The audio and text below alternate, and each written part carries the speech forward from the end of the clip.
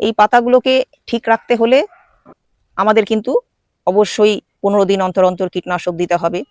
আর যেহেতু মাঝে মাঝে বৃষ্টি পড়ে যাচ্ছে, এখনো বৃষ্টি, অক্টোবর মাস এখনো প্রায় প্রতিদিনই বৃষ্টি পড়ছে, তার জন্য একটু ফাঙ্গিসাইডও দিতে হবে। এগুলো গাছে রেখে অযথা গাছের ভার বাড়িয়ে লাভ নেই। প্রত্যেকটা গাছেই এখন নতুন নতুন পাতা বেরোচ্ছে। নমস্কার বন্ধুরা, সবাইকে স্বাগত। শীতের পরে আমাদের লেবু গাছের ফল পাওয়ার সময়। প্রচুর পরিমাণে শীতের পরেই ফুল আসবে এই লেবু গাছগুলোতে। লেবু গাছে যদি আমরা এখন থেকেই পরিচর্যা না করি, তাহলে কিন্তু এর পরে যে ফুল আসবে সেই ফুল কিন্তু ভালোভাবে কিন্তু আমরা ফল পাবো না। তাই এই দিকটা কিন্তু আমাদের ভুলে গেলে চলবে না। এই যে দেখতে পাচ্ছ কি সুন্দর গাছের চেহারা, গাছ এবং গাছের পাতাগুলো কতটা ফ্রেশ এবং কতটা চকচক করছে। প্রত্যেকটা পাতা দেখো কত সুন্দরভাবে ফ্রেশ হয়ে আছে, নতুন নতুন পাতা ছাড়ছে। প্রত্যেকটা ডালে ডালে বেশ নতুন নতুন পাতা ছাড়ছে। এই যে এই সময়, এই যে নতুন নতুন পাতা ছাড়ছে, এই সময়টা কিন্তু গাছের পরিচর্যা করতে হবে। এই পাতাগুলো খেয়াল রাখতে হবে যাতে নষ্ট না হয়ে যায়। এই যে প্রত্যেকটা মাথায় মাথায় দেখো নতুন নতুন পাতা ছাড়ছে। এই পাতাগুলো আমরা রক্ষা করব পোকার হাত থেকে। এই পাতাগুলো যাতে এভাবেই ফ্রেশ রাখতে পারি, আর গাছ এভাবেই যাতে সুস্থ সবল থাকে, তবেই কিন্তু আমরা শীতের পরে যে ফুল আসবে সেই ফুলগুলো সুস্থ সবল ফুল হবে। আর ফুল যদি সুস্থ এবং সুন্দর ফুল যদি না হয়, গাছ সুস্থ না হলে ফুলও সুন্দর হবে না, সুস্থ হবে না।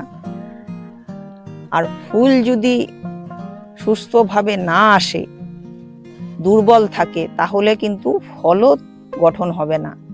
এই যে ফুল ঝরে যাওয়া, প্রায় সেই সময় শোনা যায় গাছে ফুল এসছে কিন্তু ফুলগুলো ঝরে যাচ্ছে, গুটি বাঁধছে, ছোট ছোট গুটি অবস্থায় গুটি ঝরে পড়ে যাচ্ছে। এই প্রবলেমগুলো তাহলে আমাদের থাকবে না।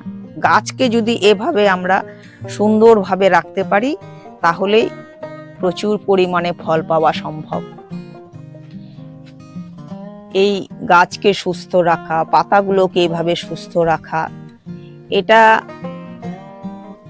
আমরা করতে পারি এই যে কীটনাশক, ফাঙ্গিসাইড এবং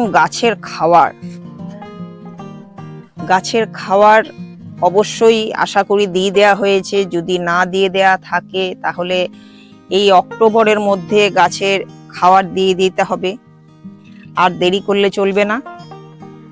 তারপর এই পাতাগুলোকে রক্ষা করবার জন্য দেখো কীটনাশক কিন্তু আমাদের এই সময়টা চালিয়ে যেতে হবে, কারণ কচি কচি পাতা বেরোচ্ছে। এই পাতাগুলোকে ঠিক রাখতে হলে আমাদের কিন্তু অবশ্যই 15 দিন অন্তর অন্তর কীটনাশক দিতে হবে। আর যেহেতু মাঝে মাঝে বৃষ্টি পড়ে যাচ্ছে, এখনো বৃষ্টি, অক্টোবর মাস এখনো প্রায় প্রতিদিনই বৃষ্টি পড়ছে, তার জন্য একটু ফাঙ্গিসাইডও দিতে হবে।